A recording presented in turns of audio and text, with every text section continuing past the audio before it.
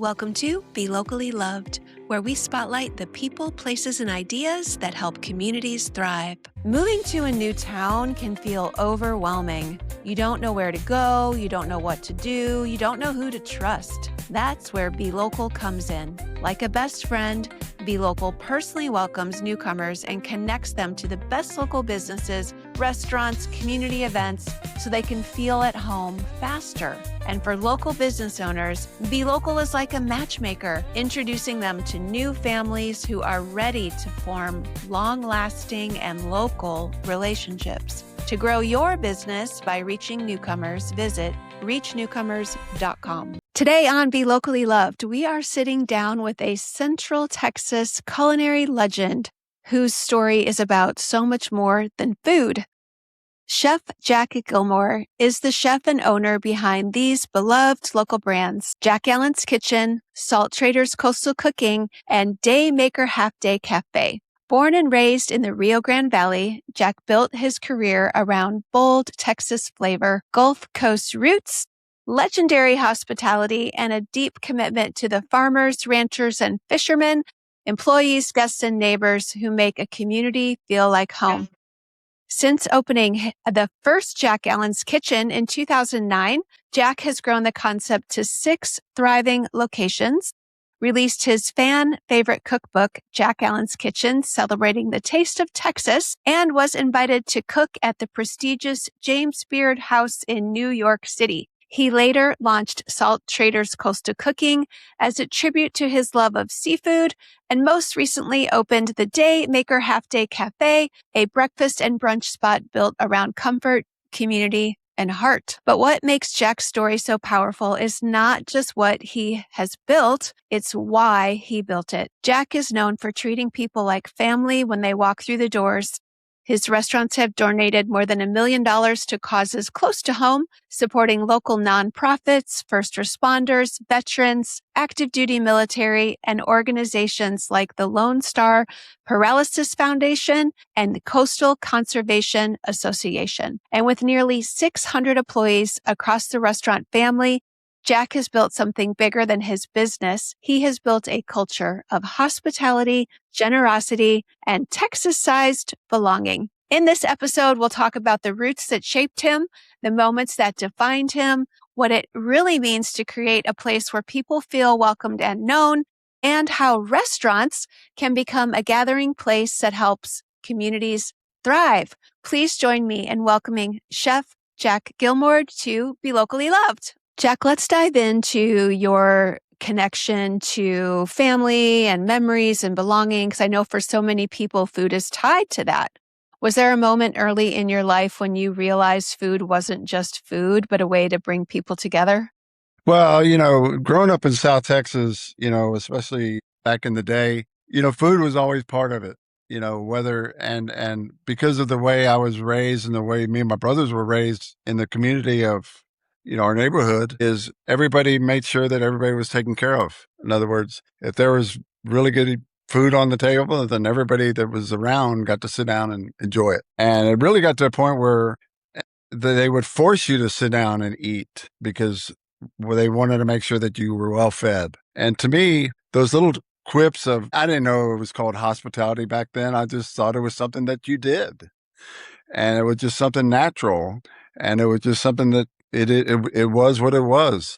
And that's really the way it was back in the early days, where, there was always a pot of beans on the stove. There was always a gallon of agua fresca in the refrigerator, or at least on the counter. And it was first come, first serve kind of thing. And when you started, growing into your teens and you run in different circles and you start buying beer and you start buying cases of soda and stuff like that, and you start sharing and you get the beer, I'll get the barbecue pit, and I'll get the fajitas and you get the tortillas. Just automatically, organically all comes together.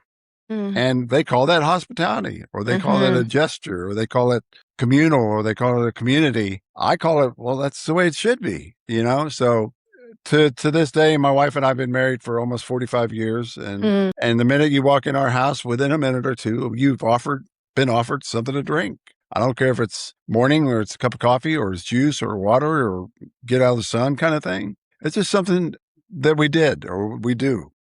Um, and I think that, and you can understand hospitality is you don't even talk about it. It's just organic. It just Mm-hmm. happens. Mm-hmm. And as opposed to being that wanderer where you're walking into a situation and you don't know where to go, what to do, where to sit, what to eat.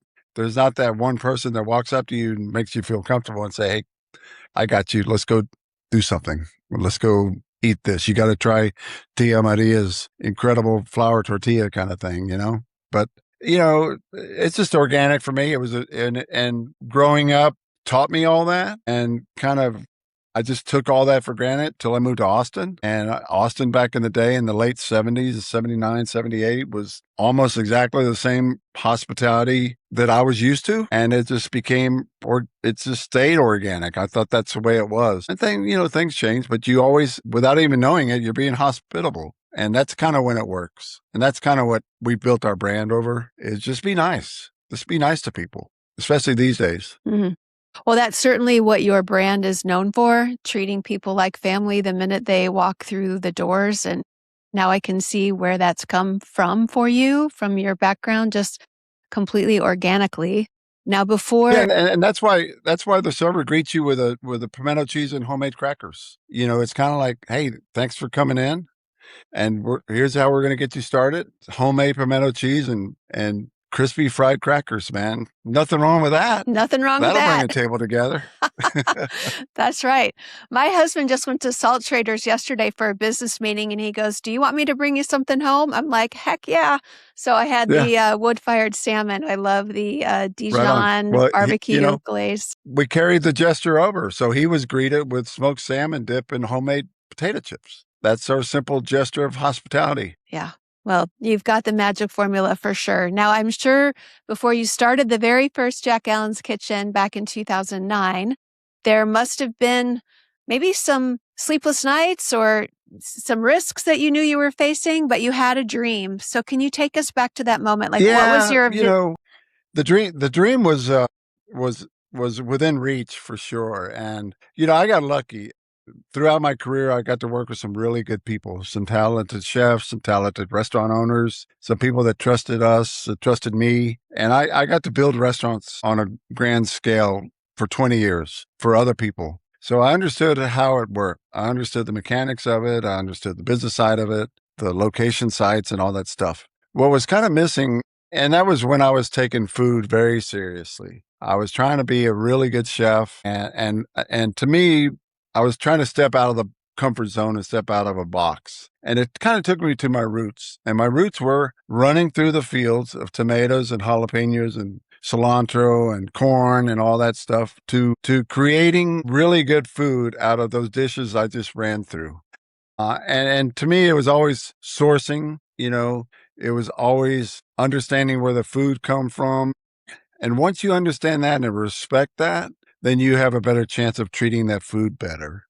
And that's kind of what we approached it with early on when we started Jack Allen's Kitchen. I said, we've got to be a little bit different. We've got to be fresh as best. We've got to be, let's surround ourselves with the best farmers we can locally. And we did the best distillers that we could locally, and we did, and and create this wave that was about to come, and that is through partnerships with our vendors that they can trust us that we'll pay our bills. We can trust them that they'll grow stuff for us or make things for us, and they'll trust that we'll put it on a plate nicely and serve it and give them respect for it. But it really was one of those eye-opening things when I worked for a previous company and I was trying to change up what we were doing. And I said, guys, we got to get to the farm to table concept. Mhm. And the first word out of my bean counter at the time, and I won't tell you who I worked for, but is how much is that going to cost? And I'm like, well, believe it or not, it's probably going to cost you your business if we don't evolve and stay fresh, because I can buy frozen pre-breaded chicken and pre-breaded catfish and pre-breaded everything all day long, but that's what it's going to taste like.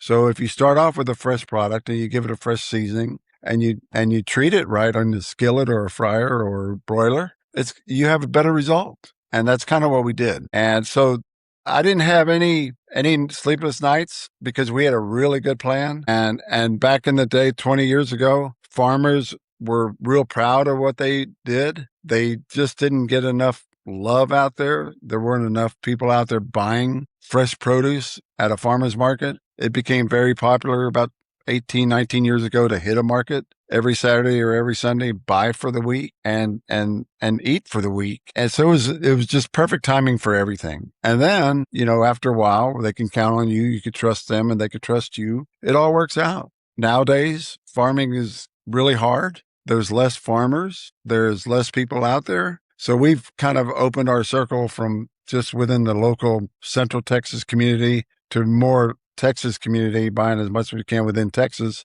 and then have to go outside to buy what we need to buy, like avocados and lemons and limes sometime during the year. But we always said fresh is best and by God, that's what it's going to be. Fresh is best. There's a lot of different choices when you go to a grocery store, but you have your favorite going to buy produce, probably. And that's kind of the approach that we do. Do you see people still going to farmers markets, or is that dying off? Yeah, what I see is less farmers there. It used to be when we first started our restaurant, there was probably 20 different farmers, and there was probably 10 different peach farmers, and there was probably 10 different chili pepper farmers. And might have been a generation of farmers, but there was a lot of choices back then. Their goal was to simply harvest Thursday or Friday and sell it all by Saturday or Sunday. And we did everything we could to help that out. We never haggled with a farmer. I've never haggled with a farmer. If a farmer says I have to get $8 for a dozen eggs, then that's $8 for a dozen eggs. It's up to me to treat those dozen eggs properly. But I can tell you they're going to be the best eggs you can get. So why wouldn't you treat it right? But, it became a fad at some point, but we stayed true to what we do and just searched and seeked out the best farmers we can deal with. And it's harder and harder these days. There are more restaurants doing it, 15 years ago than they are now. Actually, there's less people doing it now because the farmers aren't there. But, and I'll give you an example. My son, Bryce, that has 3 restaurants, Barty Swine, Odd Duck, and Sour Duck, James Beard nominee, Michelin star chef. And about 5 years ago, all the farmers kind of left him. There weren't any farmers anymore. Wow. And he was struggling. So he said, you know what I'm going to do? I'm going to start my own farm. I'm going to grow my own stuff. And that's what he did. He took buying fresh produce so serious that he started his own farm to do it. And he's on a scale to do all 3 of his restaurants. And it's hard, but the result is better food on the plate. And that's kind of the challenge for the chef is, everybody's got the same, skillet. Everybody's got the same whatever. It's what you do with it. And it's when you do it, and why you do it, and how you do it. And it sounds like who you do it with. Exactly. Exactly. 100%. Is there anything that you wish people knew about just how deeply committed you are to supporting the local purveyors? Well, it's fun. It's fun to see everybody grow, not just in the business sense, but families grow. There's a couple farmers that we deal with, and their kids are farming their land now. And we've had a relationship with certain kids since they were picking their first, Brussels sprout out of the ground when they were 10 years old. Well, now they're 27 years old and they got a degree out of A&M, and they're trying to make farming a little bit more sensible and things like that. So it's generations of different things. We take pride in taking care of our farmers, and every year for a while until COVID happened, we fed the farmers once a year. We went and gathered all the stuff they had, and we made them come in on a Saturday after the farmers market at 3:00, and we fed them. We fed them everything that we buy from them. And we'll take a lamb and we'll cook it 3 different ways, or we'll take a chicken, cook it for 3 or 4 different ways, and they get to see the result of what they grew. And I miss those days. I really do. And but without those days, I don't think we would be who we are. I don't think our staff would be who they are, because all that stuff really matters. I'd love you to tell me about Salt Traders, because I was living in Avery Ranch at the time when you opened it, and I remember everybody talking about it. And I remember walking in the first time, and my jaw was kind of on the floor because my parents were living in Florida, and I walked in there and I felt like I had been transported to Yeah. Florida with like authentic food and authentic vibe, and the food quality was off the charts. Can you talk to me about Salt Traders? Yeah, for sure. We wanted you to feel like what you just did. And that was we wanted you to feel like you're in a coastal restaurant, could be anywhere on the coast. Fact is, you were on I-35 in Round Rock, Yeah. Texas. You Yes, I know? was. So that's the hard part, is to try to think you're in the middle of heartland on the highway eating the freshest seafood you could possibly get. And that's what the world has become, is you have access to all these fresh ingredients via the oceans the next day. So, how Salt Traders came about was we were bored. We said, Jack Allen's Kitchen is fun. It's great. We've got this opportunity across the street at this location. What kind of restaurants should we do? And we all were always passionate about fishing and the ocean. And I grew up around there, and it was just always a passion. And we knew how to run a restaurant. We had no clue how to run a seafood restaurant, but we had some people that we knew that I used to work with. And I made one phone call to a guy named Chef Tom Rummel, and we called him up. I said, Tom, you want to move back to Austin? He said, yeah. So he was here anyway, and it all worked out. So the point is we wanted to do the best, freshest seafood you can possibly get.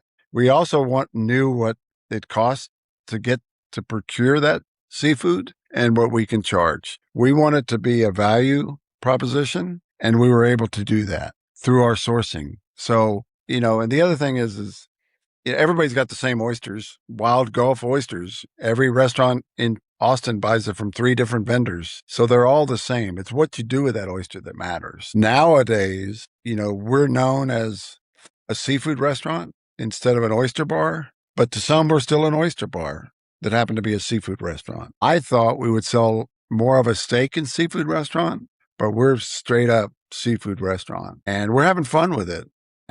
And through all of the, look, when you shuck 10,000 oysters a week, you shuck a lot of oysters. Okay. And Wow. those are the ones that kept me awake at night, is who wants to shuck oysters?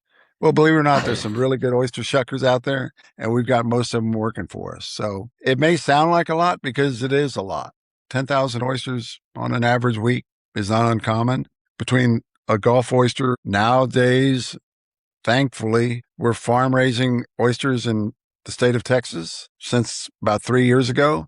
So it'd be similar to farming oysters on the East Coast, where you get an East Coast oyster. They're all the same oyster, but they're all grown in different parts of the bay or the water, so they'll taste different.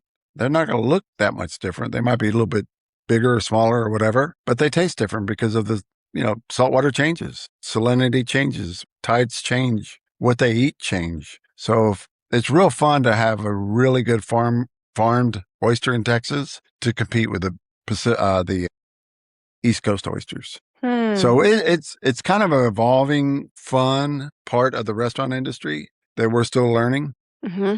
But we wanted you to feel exactly what you felt like walking into a parking lot off of I-35 into what am I getting into mode, and then pulling it off. And by the way, that was 10 years ago. Yeah. We've been open 10 years now. Yeah, it's been a minute, and I got to say it was very unexpected because being in Central Texas, you're used to Tex-Mex and all that kind of Yeah. stuff. To Yeah. have an authentic coastal experience with amazing food in the middle of I-35. How'd you choose Round Rock? Well, Jack Allen's Kitchen, that was our second restaurant. So across the street is where Salt Trader is, and that restaurant space became available. Plus, Round Rock and Williamson County itself is very pro-business. They love it when people succeed, and they do everything they can to attract, good tenants, and they do it through business, through a lot of the ways they do business. Not necessarily just permitting and all that stuff, but it's a fun, growing community that we've been part of for the last 13 years now at Jack Allen's, and it's just some great people out there. I'm happy to have you nearby. Can you talk to me about the new concept down at Zilker? Yeah, so Zilker, another opportunity, we have Salt Traders down there in Zilker Park area. Across the street was a place called IHOP that we knew was going to be available, and we were interested in doing another concept, and what better concept to do other than a breakfast concept. So we wanted to get real bougie and brunchy and do something kind of cool. And IHOP spot. And we did it through food, and we're doing it through the jazz of what the building looks like, the fun environment. On the business side, it's kind of crazy to only be open for breakfast and lunch, and Salt Traders is only open for lunch and dinner. But we are only a daytime concept, which means we don't have to have 100 people on staff. We just need about 40. So on the business side, it works and makes sense, and we're having fun with it. Same thing. We didn't know a whole lot about the egg business or the brunch or the breakfast business, other than we were a very successful brunch concept at Jack Allen's and Salt Traders. So we kind of knew what we were doing, but we hired a really good chef named Forrest Brewa, and he's brought the culinary magic to what we do. But to this day, at all of our restaurants, all three concepts, we're better known for our great service and hospitality than we are with our food. And I will, as a business owner and as a father and a husband and a boss, take that all day long, that they love our staff. And by the way, Jack, your food's pretty good. I will take that all day long. You have certainly delivered on the vision. So 6 restaurants, 600 employees. Did I get that right? Yeah, we're north of 600. Yes, ma'am. Wow. Did you imagine that when you nine restaurants. 9 restaurants. Yeah. Did you imagine that when you got started, or does it just pull you? It's gone by so fast. The last 17 years has gone by so fast. Tom, my partner, and I wanted to build a restaurant concept, a restaurant company. And, to tell you the truth, we're still working on having fun.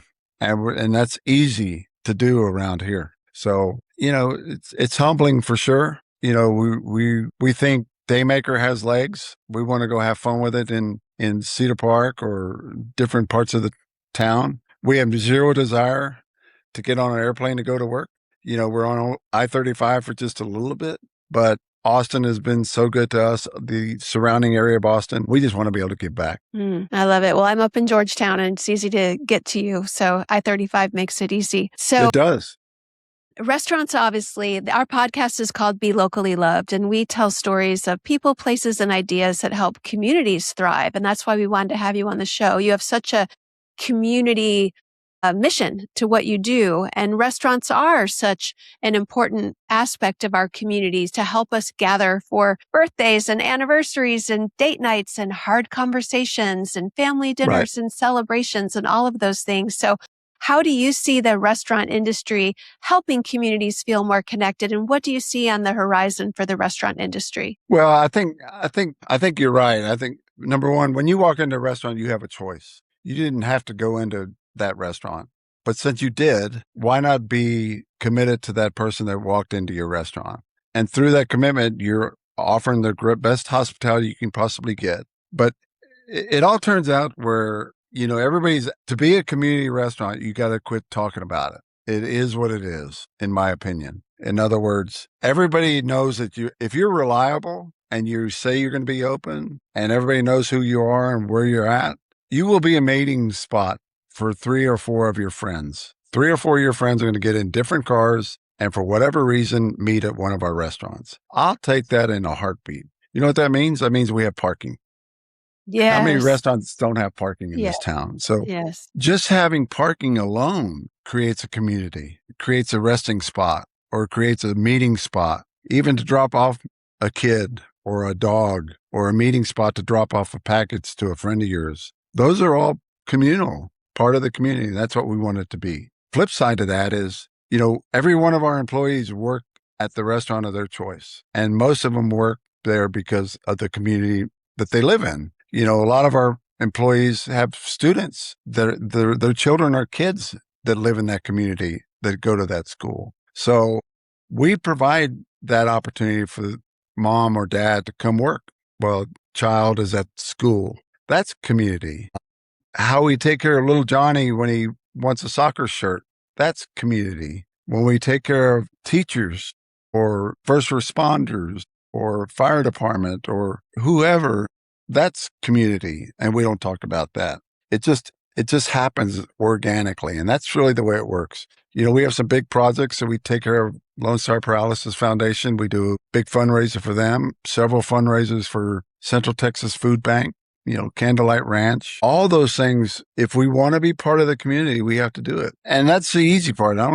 want to use the word have to do it. It's just part of our DNA. It's part of what we do. We hire that way, we train that way, and we expect that way. And that's really the way people really want to. And you talk about a pride factor from somebody that works at a Jack Allen's Kitchen and works for us. There's a huge amount of pride factor there because of that. We fed 2,700 school teachers 2 days ago a free meal, getting them ready for school. That's community. And by the way, our servers were waiting in some cases on their kids' teachers that day. That's community. That's communal. And that's kind of what we're all about. But we do it all organically because it's the right thing to do. So, and that's easy to teach. That's easy to teach. I was just going to ask you, like, do you talk about the culture of your brand with your employees, or do they just pick it up because it's so organic? I really believe that if you talk about that culture word, then you have a problem. It's just organic. It starts at the top. It starts with our management team that we're all grown up in this industry. Tom and I are that way. Nick, Chris, our whole management team are that way. And we hire that way. We hire people on their personality and their gestures, their hospitality gestures. If we feel like we can do that, then we could teach them how to be a great server. I can't teach a great server personality or hospitality. It just doesn't happen. So if you flip it and hire personality and teach them, you're in a much better spot. How do you spot that? Like in an interview, how would you spot someone's how you spot that is a lot of different ways. Okay. And it's hard sometimes. Sometimes it's not natural. It's I don't interview anymore, but I remember people would get nervous. If I had to interview, I'd probably be nervous meeting somebody for the first time. So it won't come out the first 5 seconds, 10 seconds. But by the time we are training, after a couple of days, it'll come out. And some people are either turned on by it because they're like, finally, somebody that I can be proud to work for is here. Or, I'm just here to make money. That shows out real quick. Now, there's nothing wrong with that, but I want both. You can't fake personality. You can't fake hospitality. It's organic. Yeah. That, I think, is the word that I'm taking away from our conversation today. So much of what you've built has been organic. Now, I know since 2009, you and your restaurants have donated over $1 million to several causes very close to home for you. Where did that commitment to giving back come from, and why is it such an important part of your business DNA? Well, it's always been, let's take care of our staff first. And if our staff is fine, then we're able to give back to the community. And that's kind of what we've done. When I mean take care of our staff, I mean, you give them the hours they need, take care of, everything's going to be fine. But, there's so much need out there, and there always has been. You can't be everything to everybody. So we have to make some strong choices on who we commit to. But once we're all in, once we say yes to somebody, we're all in. My attitude is, if you're going to do it, go big, or don't do it. Be all in. There's a lot of, I don't want to say handouts or anything like that people always want something, but people always want something. And there's a lot of ways to take care of people. We do it through food, and through a lot of different ways of doing that is you either offer them a space with food, or you take food to them, or whatever, but it seems to work out. But we don't talk about it anymore. It just happens. But it feels really good when you're able to give back dollar in dollar. And through that, we might have a chef auction where they auction me off or auction somebody on our team off, and somebody buys it, and it sells for $15,000, and we may throw Corey Morrow in the mix and get $20,000 for a charity. And our commitment is to go feed 15, 20 people a nice meal and let them listen to Corey. And there's a lot of ways to do it. I encourage restaurateurs, business people to do as much as they can. Don't give till it hurts, but do what's right. And I sleep better doing that. And, I think there's a few more butts in our seats because we do that. Mm-hmm. And again, nothing is forced. It's pretty organic, and it's just the way it is. Mm-hmm. And it's kind of the cool factor of what we do. It's really cool to know that you impacted 2,700 teachers 2 days ago. And God bless them. They're about to start school in 2 weeks. It's hard to believe, yes. And the least we can do is take care of them for one meal. Yeah, that's awesome. I love that. How do you choose the charities you support? Because I'm sure you get knocked on by everybody. Yeah, we do. And, I don't have a dog in most of these fights. In other words, Lone Star Paralysis Foundation is a great one, but it's not like, when I say I don't have a dog in the fight, I mean, it could have been anybody, but Lone Star Paralysis Foundation is somebody I've been dealing with for the last 22, 24 years, just just because I think it was a charity that needed some help 22, 23, whatever it was years ago. And that's kind of why we did it. Same with Candlelight Ranch. You know, there's a lot of different things that we can do that are not talked about, and some things that we have done that don't talk about. So I don't even know what it is, but it's definitely north of $1 million. But it's not even really an investment. It's what you should be doing. I would love for you to talk about for other young entrepreneurs out there in the restaurant industry or not. Like, how do you build a brand that people love? Well, number one, don't think you know it all. You got to look, listen, smell, taste, touch everything you can. Love, like that's what you've done. You built several brands Just that people love. Through reliability, when you come up with let's make it real simple. When you come up with let's say a margarita, if your goal is to put out the best margarita, then start off with the best ingredients. And if your goal is to put 1.5 ounces of tequila in it, then it's got to be 1.5 ounces of tequila. So you have to be really strict in a really good way and set your standards up straight up. And there are no negotiables after that. So once you all agree that that's the recipe of a margarita, and that's the glass that's going to go in, that's the amount of ice that's going to go in, this particular salt is what you're going to be using, that's non-negotiable. Now, if you want to change it, let's change it. But if we change it, we have to change it. We have to talk to 19 different bartenders. You got to talk to 88 different servers, 6 different managers, so on and so forth. So before you even put it on the menu, make it bulletproof in a good way. Say, this is it. It won't change, but it might change because people didn't like it. So if you're not listening to that guest that you put all that effort into that margarita, then you're missing rule number 1. And that is listen to your customer. I didn't say that they were right, but listen to your customer. Now, if another customer says the exact same words, you got a problem. Address it there. Don't go in there with an ego thinking that you know it all. Listen and then react to it. And then be flexible because, there are a lot of reasons why you should listen to people. One is all you know as a manager is your 4 walls. You don't even know it. You may not even know it's raining outside. You may not even know it's dark outside. You may not even know that your front door is locked because you haven't checked it yet. So listen to your customers. I really believe to build a concept, you have to listen to people around you. And you have to be willing to change and be humble and don't have an ego in the way because it never works out. Mm-hmm. Awesome. Talk to me about marketing and advertising and branding like that. When an entrepreneur opens a business, they're going to be approached by lots of people for opportunities to get their name out there. Like, how did you choose what you leaned into? Just what was your marketing plan for the business? Well, early on, we didn't have a plan, although we had a location and we knew how to run a restaurant. But through marketing, it's an identity crisis. When let's say Salt Traders, let's take Salt Traders for example. Salt Traders was kind of easy to do because our brand was Jack Allen's Kitchen. So people trusted us already. Expectations grew because they thought we were going to do, very well. And their expectations were high and there were intrigue set up. But we took marketing really serious and it starts with the name. So, there's 100 names that came up and Salt Traders stuck. The word Salt Traders didn't work.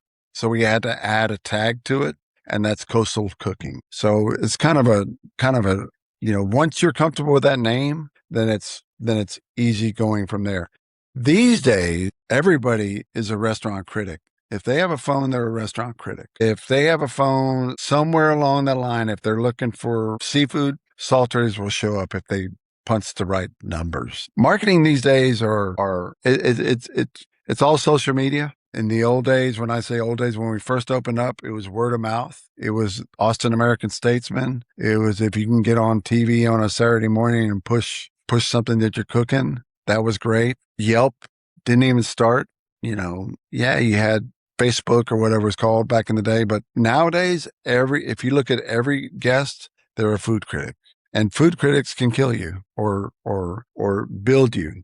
I don't run our business that way. We run it to get awareness out to the population around us. I would suggest anybody wants to open up a business in Austin, and if you're from out of town, is get to know us, get to understand us, get to know what the flow is like, get to know the difference between South Austin and North Austin and East Austin and West Austin, and understand it. Go work for somebody else for a little while. Understand the dynamics of it. It's very Austin. The city of Austin is very welcoming to outsiders, but they don't give you but one chance. And if you come in with an ego, you're going to go out with an ego, and that's just the way it is. So I would recommend somebody come in humbly, work for somebody else. Marketing in general is hard to do if you're a new brand.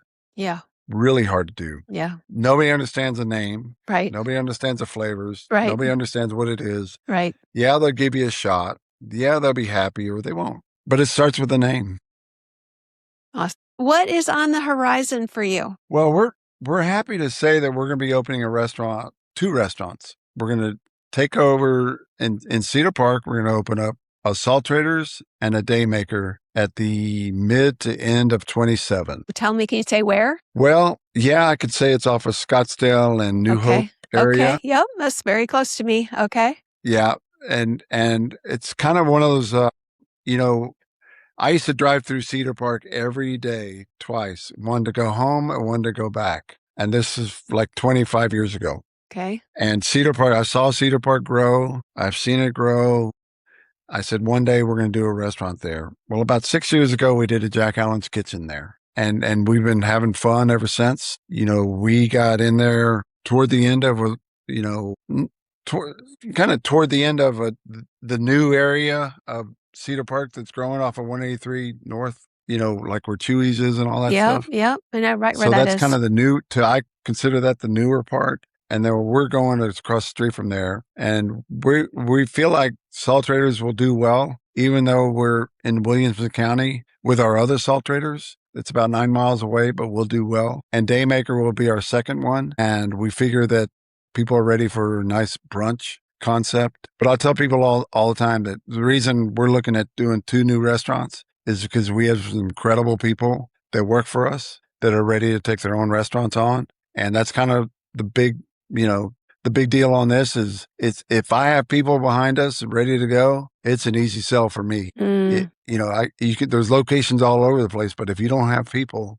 I don't care what marketing does or any dream that you might have had. If you don't have the people, you're in trouble. Right. So the reason why we're doing it is because we have the people right now and they've been trained, they're ready to go, and we're ready to go. And we're looking really, really forward to it. So sometime in about late August to early fall next year. Okay. Well, we will keep our eye on that. I'm very excited. I know right where you're talking about. Is there anything else that you would like to share with our audience before we wrap? Well, to this day, we have fun running our restaurants, and it's humbling to be part of the culinary community in the city because I really feel like Austin is probably in the top 10 culinary destinations in the country. We have some incredible talent, really good energy, good vibe, good feel, good, honest people. And we're just proud to be part of it. And though people may think we blaze the trail, I don't look at it that way. I just like